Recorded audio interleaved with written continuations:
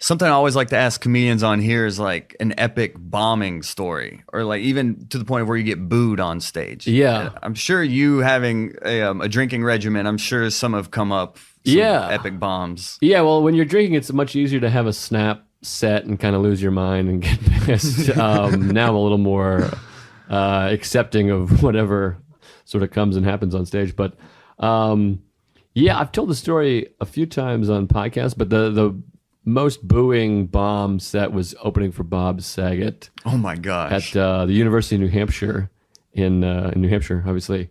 And it was like 3,000 kids in a gym, and they were just fired up to see Saget. And the show started about an hour late because there was a problem with the fire marshal, but they had all the kids outside, and it was in like February in New Hampshire, so it was freezing. Mm-hmm. And then when it was time to start the show, they were literally chanting Saget and like stomping on the bleachers. And it was like the classic comedy formula when the guy comes out and he's like, "Are you ready for Bob Saget?" And everyone was like, "Ah!" And then they was like, "Well, first we have an opener, Joe List." And they started booing like immediately. And it was like 3,000 kids, or maybe whatever, 1,500 kids, however many were booing, but people booing, and really, it was a melee. But it was fun. That one, it actually wasn't that bad because I knew that they were kind of booing the fact that it wasn't Bob Saget, and it wasn't really the material. It was like they listened to my material and were like, "Wait a minute, boo!" They were just booing like, "Fuck this guy." And then at one point, some guy yelled out, "Hey, faggot, bring out Saget," and that was actually pretty enjoyable. I was like, "Well, that was fun." Yeah. Not that I condone that language, but you're like, "Well, if you're gonna throw a rhyme in there, that was fun." And Saget loved it. He was laughing, and I was supposed to do like 20, and I ended up doing like 14. And I remember turning to the side of the stage and being like, "Can I wrap this?" And they kind of took pity on me and were like, so I said mercy and left. But that was definitely the most booing situation. I did comedy in a gym one time, like a Gold's Gym. What? This guy that ran a gym had an idea to like have comedy during it. So it was a bunch of like, bodybuilders behind me, like dropping the leg press, and then like, married women on like the elliptical machine with like headphones and be like, "What the hell is this asshole talking about?"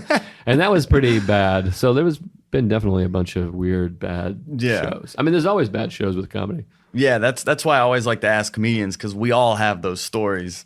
It's funny that the guy's like, you being a comedian, you're like, "Show to Gold's Gym, that's a terrible idea. I'll do it." Right. Well, that was interesting because this was like maybe like 2 years into my career, so I was 19 or 20 or whatever. And that actually, my buddy was telling me, it was his gig. And I was like, "I'll open." He was like, "I got to do a half hour at a gym." And I was like, "Give me $20. I'll do 10 minutes in front of you." And he was like, "Of course, yes." And so that was like, it wasn't even like a hell gig that I was asked to do. I begged my way onto a gig at a gym. It was pretty, but at the time I wanted to, now I feel like I'm past that point, but I wanted to do comedy every way to experience. I did the Naked Show one time, and I did comedy at a gym, and I've done it like rock and roll. I was like, I want to do every form of stand-up. And then after a certain point, that's no longer beneficial to you, I think. Like doing bad shows is no longer like, "Oh, this will help me." But early on, I think it does. How long into your career did it take you before you realized, okay, maybe I don't need to be doing the 2 a.m. show at a coffee shop? Yeah, probably a while. I mean, I think 10, 12 years. I think if you're making a living, I mean, it's like, all right. But if you're, if you're not, maybe you just keep getting in wherever you can, because it all helps, I guess.